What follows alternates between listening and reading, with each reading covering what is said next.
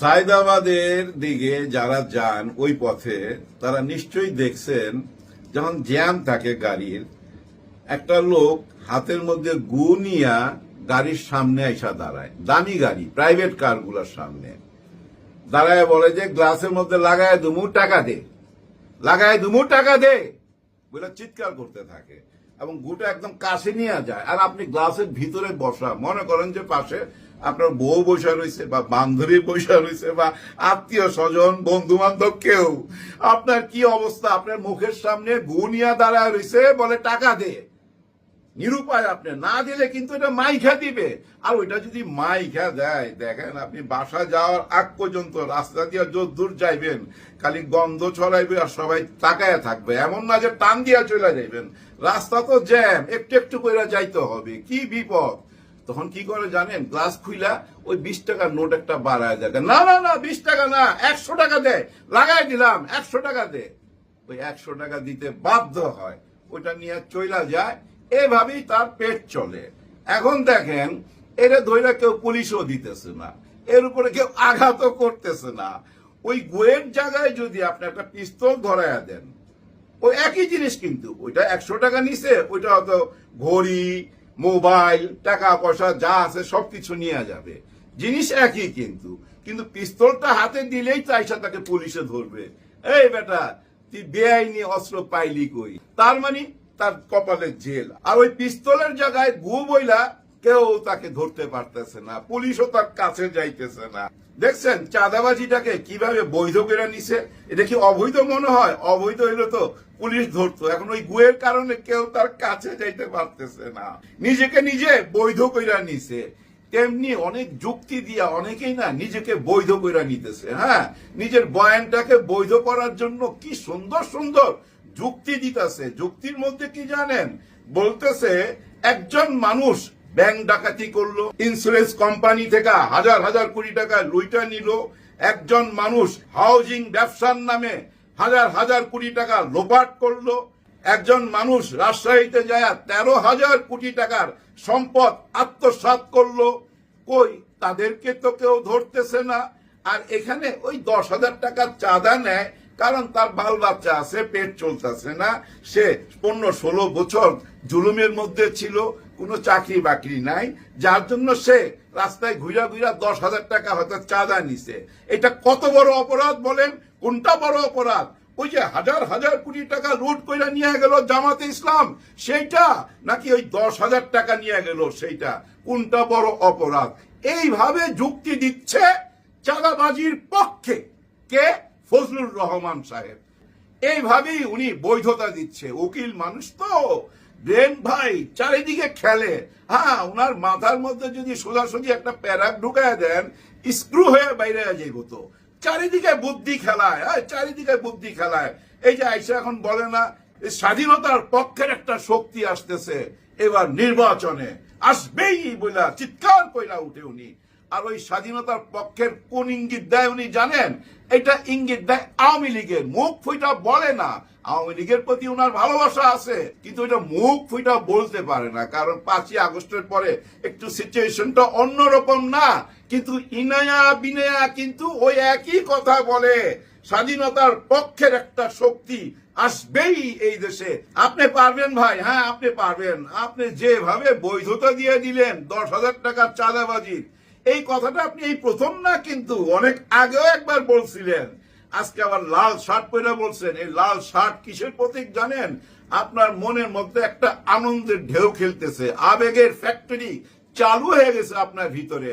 আপনি নিশ্চয়ই আবার কোনো গ্রিন সিগন্যাল পাইছেন। হ্যাঁ, ওই গ্রিন সিগন্যাল না পাইলে এইভাবে চাঁদাবাজিকে বৈধতা দিতেন না। আপনি নিজেও জানেন না কোন কথাটা আপনার নিজের জন্য লজ্জার, এটা আপনি নিজেও জানেন না। কোন কথাটা আপনার দলের জন্য লজ্জার, আপনি নিজেও জানেন না। কোন কথাটা তারেক রহমান সাহেবের জন্য লজ্জার, নিশ্চয়ই আপনি জানেন না। আপনার ওই আইকিউটা নাই।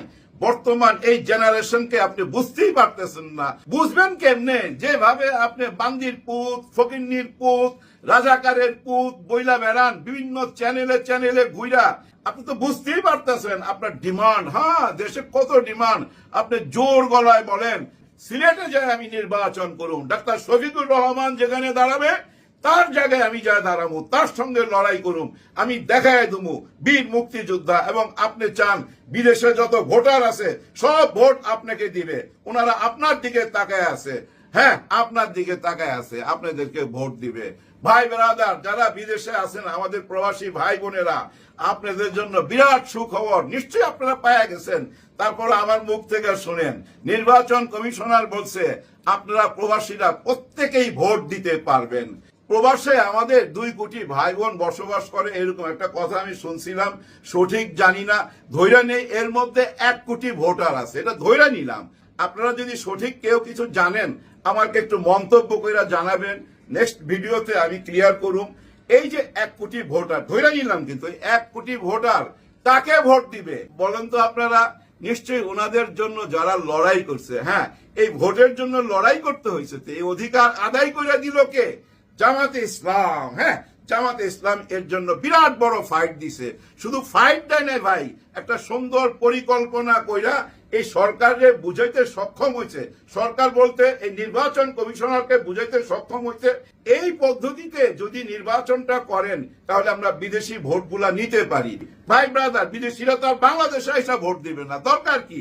ওইখানে বৈশাই ভোট দিতে পারবে, কোন অ্যাপস এর মাধ্যমে কোন সিস্টেমে ভোট দিবে সবকিছুর একটা রোড ম্যাপ জামাত ইসলাম এই নির্বাচন কমিশনারকে দিছে, এবং সেটা গ্রহণযোগ্যতা পাওয়া গেছে, আপনারা ভোট দিতে পারবেন। এখন আপনাদের এই ভোটের বিরুদ্ধে কারা কথা বলছিল আপনাদের মনে আছে? ম্যাডাম পাপিয়া। ম্যাডাম পাপিয়া বলছিল কেন ওরা ভোট দিবে, কেন ওরা এই অধিকার পাবে? ওরা তো 16 বছর জেল জুলুম খাটে নাই, ওরা নিরাপদ জায়গা ছিল, বিদেশে ছিল। হায় আপা, আপনি এটা কি বললেন? ওদের অবদান ভুইলা গেলেন? ওদের অবদান ভুইলা গেলে হবে? যখন রেভিডেন্স শট ডাউন করে দিছিল তখন দেখেন নাই পলক আইসা মাপ চাইতেছিল, কানতেছিল? ওইটা কি পলক তার ইচ্ছায়? না না না, ওইটা ওই যে আওয়ামী লীগের আপা বইলা দিছে তাড়াতাড়ি মাপ চা, নাহলে সর্বনাশ হয়ে যাবে। আরে ভাই, আমাদের অর্থনীতির মেরুদণ্ড এই প্রবাসী ভাই বোনেরা, ওরাই তো এই দেশটারে টিকায় রাখছে, আর তারা ভোট দিতে পারবে না। ভোট দেওয়ার জন্য জেল খাটতে হবে। আমি তো জেলে যাইনি কোনোদিন, আমি কি ভোট দিতে পারুম না? জেলে যাইতে হবে। তালি ভাই, আসলে হয়ে গেছে কি জানেন? ওই যে প্রথম যেটা আলাপ করছিলাম, ওই যে হাতের মধ্যে নিয়া গাড়ির সামনে দাঁড়ায় থাকা, গাড়ির সামনে দাঁড়ায় গেলে আপনি কি করবেন, কোন দিকে যাবেন? না পুলিশ কল করতে পারতাছেন, না বাঁচতে পারতাছেন, না ভাগতে পারতাছেন, জ্যামের মধ্যে আটকা গেছেন। তো তেমনি আমরাও না এই দেশের সবাই নিরহ মানুষগুলা এই জ্যামের মধ্যে আটকা গেছি, আর আমাদের সামনে ওই যে হাতে ওইটা নিয়ে দাঁড়ায় রয়েছে। আমাদেরকে যারা পরিচালনা করে, হ্যাঁ আমাদের রাজনীতি যারা পরিচালনা করে, তাদের মধ্যে কিছু সংখ্যক এই রাজনীতিবিদরা ওইটা নিয়ে দাঁড়ায় রয়েছে আমাদের সঙ্গে। আমরা কি করুম, কোন দিকে যাবো কোন? আপনারাই বললেন। কোন উপায় আছে? এই যে দেখেন রুমিন ফারহানা ম্যাডাম, উনি কিন্তু মাঝে মাঝে চরম সত্যি কথা বলে। হ্যাঁ উনি 2 রকম সত্যি কথা বলে। একরকম হইলো আগেই ভালো ছিলাম, হ্যাঁ হাসিনার আমলে ওনারা ভালো ছিল, এখন এমন অবস্থা হয়েছে যে উনি দিনও বাইরেতে পারে না, হাসিনার আমলে উনি রাইতে বাইর হইতে পারছে, এরকম একটা সত্যি কথা বলছে। আবার আরেকটা সত্যি কথা বলছে যে চাঁদাবাজি করে আমাদের দলের লোকেরাই। উনি নিজের দলের কথা বলছে, মানে বিএনপির কথা বলতেছে যে এরা চরম চাঁদাবাজি করতেছে, এদের জন্য দলের বদনাম হচ্ছে, এরকম কথা তো বলছে, তাই না? তবুও তো বলছে। এরকম কথা কয়জনে বলে? কেউ তো শিকারই যাইতে চায় না, বরঞ্চ চাঁদাবাজির পক্ষে লজিক দ্বারা করায়। কিভাবে যে না খায় আছে তার বউ বাচ্চা 10,000 টাকা নিলে কি আসে যায়? ভাই ওই 10,000 টাকা কার কাছ থেকে নিতাছে তো পথের আরেকজন গরিবের কাছ থেকে। সেটা বুঝেন না কেন? ওর তো ওই যোগ্যতাও নাই যে একজন গার্মেন্টস এর মালিকের কাছে যায় টাকা চাইবে 10,000। কারণ ছেঁচড়া চাঁদাবাজ তো ছেঁচড়া, ওই যে হাতের ওইটাই বুঝছেন, ওই পিস্তলের বদলে ওই চাঁদাবাজ।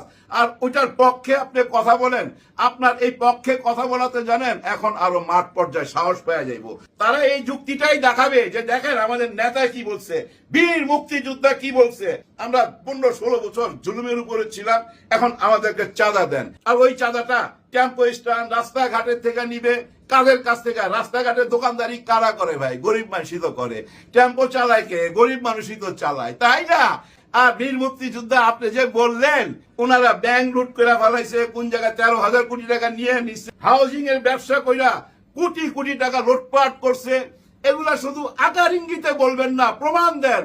এই যে সাংবাদিক ভাইরা আপনারা যারা ইন্টারভিউ নেন, সঙ্গে সঙ্গে জিজ্ঞাসা করবেন এই 13,000 কোটি টাকা কোন জায়গা থেকে নিছে, কোন জায়গায় হাউজিং থেকে লুটপাট করছে, কোন ব্যাংক ডাকাতি করছে, কখন ডাকাতি করলো, এগুলো সঙ্গে সঙ্গে জিজ্ঞাসা করবেন। জিজ্ঞাসা করেন না কেন? আসলে জিজ্ঞাসা করেন না কেন জানেন? যে জিজ্ঞাসা করলে এই লোকটা তো আর আসবে না। হ্যাঁ, ওনারা যদি এখন জিজ্ঞাসা করে তাহলে অপমান করা হয়ে যায় না? ওনারা যদি এখন জিজ্ঞাসা করে, ওনারা যদি ধরে যে না আপনাকে প্রমাণ করতে হবে কোন জায়গা থেকে নিছে, তাহলে তো বেশ দিতে হবে, কারণ উনি তো প্রমাণ দিতে পারবে না। প্রমাণ দিতে পারবে না, ওনাকে কেউ শিখাই দিছে, কোথাও শুনছে, ওইটাই এইসব বলতেছে। তবু আমি উনার কথা ফেলে দিব না। হ্যাঁ, উনার এই কথাগুলা আপনারা যারা সাংবাদিক আছেন, বিশেষ করে আমার দেশ পত্রিকা, আপনারা একটু তদন্ত করেন তো, উনার একটা সাক্ষাৎকার নেন। উনার এই সাক্ষাৎকার নিয়ে উনি কার কার নামে এই অভিযোগগুলো করলো এবং কারা কারা এই টাকা পয়সাগুলো লুট করলো, সমস্ত কিছুর একটা অনুসন্ধান চালান ভাই, ক্লিয়ার করেন আমাদেরকে ক্লিয়ার করতে হবে। উনি এভাবে চ্যানেলে ঘুরে ঘুরে শুধু অভিযোগ করবে, অভিযোগ প্রমাণ করবে না, সেটা তো হয় না। সেটা হইতে দিবেন কেন? সেটা হইতে দেওয়া উচিত হবে না। অবশ্য আমি বলতেছি উচিত হবে না, কিন্তু জামাত ইসলাম, ছাত্র শিবির এইসবের কোনো প্রতিবাদ করবে না। কারণ কি জানেন? ওনারা একটা জিনিস বুঝা ফেলাইছে যে এরা যা কিছু বলবে ওরা তো চোরাবালিতে দাঁড়াই বলতেছে। হ্যাঁ, চোরাবালির উপরে দাঁড়ায় আছে, কিন্তু ওইখানে দাঁড়াই বলতেছে। আর যত কথা বলবে ততই নড়াচড়া হবে, ততই তলের দিকে যাবে, ততই বদনাম ছড়াবে। ওই যে হাতে ওইটার মতো যদি মাইখা দিত আপনার গাড়িতে, আপনি যদ্দূর যাইতেন দুর্গন্ধ ছড়াইতে ছড়াইতে যাইতেন, তো ওই অবস্থা তো এখন দাঁড়ায় গেছে, তাই না? যার জন্য ওনারা প্রতিবাদ করে না, কোন রকম অভিযোগ করে না, প্রমাণও চায় না, যে ওরা বলতে থাকুক, ওরা এটা যত বলবে তত ওদের নিজেদের ক্ষতি হবে। দেখেন, গত 14 মাসে আমরা ভাবছিলাম আওয়ামী লীগ দুইবার একেবারে দুর্গন্ধ ছড়ায় যাবে, তা কি হয়েছে? হয় নাই। অনেকটা বলতে শোনেন না আগেই ভালো ছিলাম, এর পিছনে কারণ কি জানেন? বর্তমান অবস্থা দেখা। দেখেন, গত 16 বছর 17 বছর আওয়ামী লীগ অনেক জুলুম করছে, ওইটা তো তারা সহ্য করছে, যে হ্যাঁ এরা ভাই আমাদের বিরোধী দল, ওরা আমাকে দমন করতে চাইবে, এটাই তো রীতিনীতি। কিন্তু নিজের দল যারা যদি নিজেই আঘাতপ্রাপ্ত হয় তখন কেমন লাগে? তখন কি এটা সহ্য হয়?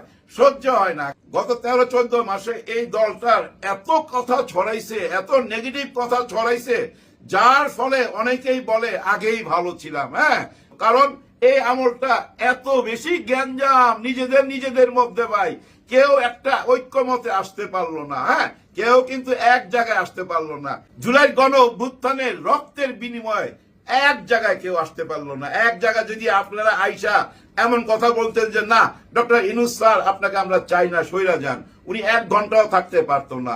উনি যদি এতই খারাপ মানুষ হয়, সেইটার জন্যই একটা জায়গায় আসেন, অল রাজনীতি দল আইসা আমাদেরকে দেখান যে আমরা এক জায়গায় আইসা ওনার পদত্যাগ চাচ্ছি, উনি কালকেই চলে যাবে, তাই না?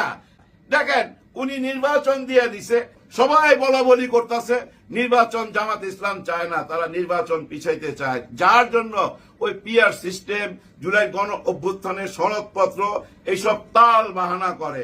আজকে ওনারা বলছে আমরা ফেব্রুয়ারি না ডিসেম্বরে নির্বাচন চাই, এমন কথাও বলছে। হ্যাঁ, এই ডিসেম্বরে নির্বাচন দিয়ে দেন। এখন কি আপনারা রেডি ডিসেম্বরে নির্বাচন করার জন্য? নিশ্চয়ই রেডি না, কিন্তু জামাত ইসলাম রেডি। সবার জন্য সবাই দোয়া করবেন। আল্লাহ হাফেজ।